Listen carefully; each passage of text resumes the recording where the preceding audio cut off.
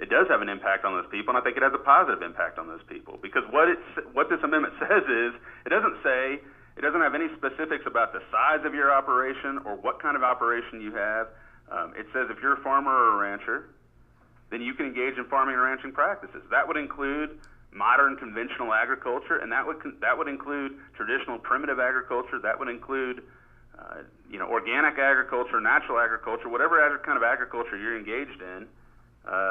It would protect it.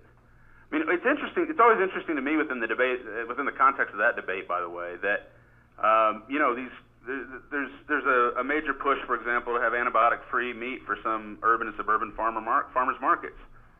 And this is America. Everybody's free to create and buy the kind of product they want. Those folks, the kind of folks that want to have antibiotic-free meat, I mean, there's an interesting question on humaneness that goes with that. Where if you've got a sick calf who's out there with pneumonia, is it humane to let him walk around without giving him an antibiotic to cure his pneumonia? They don't address that question. I think it's an interesting question. There's no reason to say that in 20 years that might not be the regulations. Just as the government can force you to medicate your child, they'll start to force you to medicate your animals.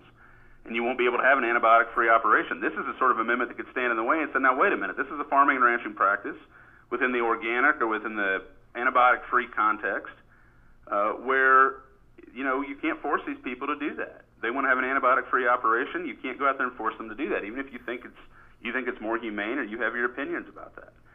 So really it cuts both ways. I don't understand that complaint that somehow it's going to hurt their ability, the ability of, I know what's really going on here. The opponents somehow want to turn this into some kind of complaint about Monsanto or about genetically modified organisms, and that's not so much to sell their bogus arguments to farmers and ranchers. That's to sell their bogus arguments to suburban and urban voters who aren't really that well informed about these issues. But no, I think that's simply made up. The amendment doesn't say anything about local versus non-local. It doesn't say anything about big versus small. It protects all those. It protects every kind of agriculture. If you're a farmer or a rancher, you can continue to farm and ranch. That's what this is about.